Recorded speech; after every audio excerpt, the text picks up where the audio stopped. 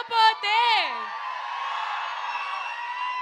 So మనందరి కోసం మన దగ్గరికి వచ్చి ఇప్పుడు మాట్లాడేస్తారు నరేష్ గారు అవర్ బచ్చల మల్లి.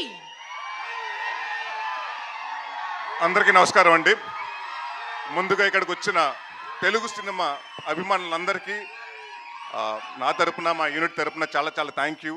ఈ ఈవెంట్ ఇంత లైవ్గా చేస్తున్నందుకు, ఇంత కలర్ఫుల్గా, ఇంత గోళతోటి. అండ్ అలాగే మా మీడియా మిత్రులు అండ్ మా జర్నలిస్టులు అందరూ, వాళ్ళందరికీ వచ్చినందుకు చాలా చాలా థ్యాంక్ యూ. బచ్చల మల్లి దీని గురించి చెప్పాలంటే డిసెంబర్ 27, 2021 లవ్ యూ మా.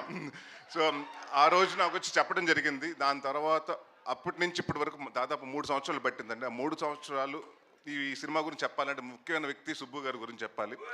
ఈ 3 years ఆయన దేని గురించి ఆలోచించలేదు, దీని గురించి తప్ప. సో అది నాకు బాగా నచ్చిందండి. చాలామంది చెప్తారు సినిమా కథ చెప్పినప్పుడు చాలా బాగా చెప్తారు, బట్ తీసినప్పుడు కూడా అలాగే తీయాలి. ఆయన ఎంత బాగా చెప్పారు, అంతకు మించి బాగా తీశారు.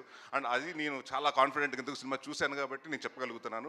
అండ్ మేము చాలా డిస్కషన్ చేసాము. అంటే నా సినిమాల్లో అంటే మనకి తెలుస్తాయి కదా ముందు సినిమాల్లో ఏం తేడా వస్తున్నాయి, మనం ఎక్కడెక్కడ మార్చుకోవాలని మనం కూడా కూర్చొని అనలైజ్ చేసుకున్నప్పుడు చాలామంది నాకు చెప్పిన కంప్లైంట్, మీ సినిమాలో సాంగ్ సరిగ్గా ఉండలేదండి, సాంగ్ సరిగ్గా ఉండలేదని చెప్పారు. సో మీ ఇద్దరు ఫస్ట్ కూర్చుని అదే ఏమంటే చాలా రోజుల తర్వాత మనం వస్తున్నాం, ఒక సాంగ్స్ బాగుండాలండి, ముందు సాంగ్స్ ఇంపాక్ట్ చేయాలి. This is been the complaint I been hearing. అంటే ఆయన విశాల్ గారు దాదాపు 6 నెలల ముందు నుంచే, సినిమా స్టార్ట్ అవ్వకుండా 6 నెలల ముందు నుంచే కూర్చుని అన్ని సాంగ్స్ కంప్లీట్ చేశారు. సో ఆయనకి అలాగే విశాల్ చంద్రశేఖర్ గారికి చాలా చాలా థ్యాంక్ యూ. చాలా కష్టపడి చాలా ఇష్టపడి చేశారు సినిమా. అండ్ అందరండి, ఇట్స్ నాట్ వన్ పర్సన్. అంటే జనరల్గా ఏమంటారంటే సినిమా బాగుందంటే వాళ్ళు లక్కో లేకపోతే ఇంకోటో అని కాదండి. ఇక్కడ అందరూ టీమ్ ఎఫర్ట్. రిచర్డ్ ప్రసాద్ గారు కెమెరామెన్ గారు అలాగే ఉంటుంది, కెమెరా వర్క్. మా చోట ప్రసాద్ గారు ఆర్ట్ డైరెక్టర్, మన ఎడిటింగ్ అలాగే ఉంటుంది. మా బ్రహ్మకడ్లి గారు ఆర్ట్ డైరెక్టర్, ఆయన వర్క్. అంటే ఇట్స్ లైక్ అందరూ 24 క్రాఫ్ట్స్ కలిస్తేనే సినిమా. సో ఈ సినిమాకి నేను కాన్ఫిడెంట్గా చెప్పగలుగుతాను. అంటే రేపు సినిమా చూసిన తర్వాత కూడా చెప్తారు, ప్రతి ఆర్టిస్ట్ గురించి మాట్లాడతారు, ప్రతి టెక్నీషియన్స్ గురించి మాట్లాడతారు.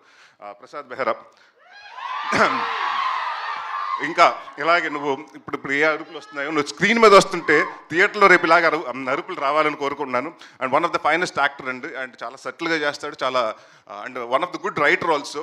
అండ్ నేను కూడా నిన్ను ఒక నెక్స్ట్ వెన్నెల కిషోర్ లాగో లేకపోతే ఒక సత్య లాగో వైవహర్ష లాగో ఒక పెద్ద స్థాయిలో చూడాలి. అండ్ డెఫినెట్గా ఐ నో 1-2 yearsలో నువ్వు డెఫినెట్గా మాకు కూడా డేట్లు ఇవ్వు, ఆ స్థాయికి బిజీ అవ్వాలని కోరుకుంటున్నాను.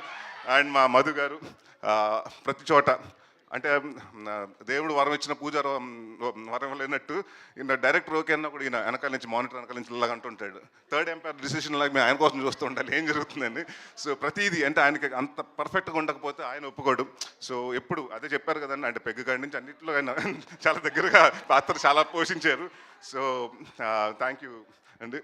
అండ్ ఎవరన్నా మర్చిపోతే మా హరితేజ గారు అండ్ ప్రవీణ్ గారు. అంటే మీరు ఇప్పటివరకు హరితేజ గారిని చాలా బబ్లీగా లేకపోతే ఎలా చూస్తుంటారు, ఇన్నోసెంట్గా. బట్ ఈ సినిమాలో డెఫినెట్గా అంటే హరితేజ గారు ఏంటి ఇంత ఏడిపిస్తగలుగుతారా, ఆవిడ ఏడుస్తే అంటే ఎంత పర్ఫార్మెన్స్ చేయగలుగుతా అంటే నేను, ఎందుకంటే ఎప్పుడు మనం ఆవిడని సెటైర్లు కానివ్వండి, కామెడీ వేలో చూసాం ఆవిడ చేసిన సినిమాలు కానివ్వండి. సో ఈ సినిమాలో ప్రతి యాక్ట్ చేసిన అమృత గారు కానీ నుంచి ప్రతి ఒక్కరు, ప్రతి ఆర్టిస్ట్కి అందరికీ చాలా మంచి పేరు వస్తుందని.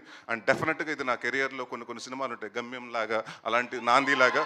సో నేను నాంది చేసినప్పుడు ఎంత హ్యాపీగా ఉన్నానో ఈ సినిమాకి అవుట్పుట్ చేసినప్పుడు అంతే హ్యాపీగా ఉన్నాను. అండ్ ఇంకొక విషయం చాలామంది క్లారిఫికేషన్ చెప్పాలండి.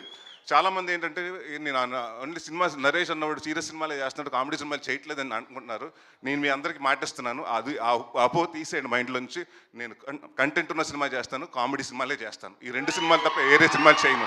So thank you so much. December 20వ తారీఖుని మీ ముందుకు వస్తుంది. సో ఇదే ఆదరణ ఆ రోజు థియేటర్లో కూడా ఉంటుందని.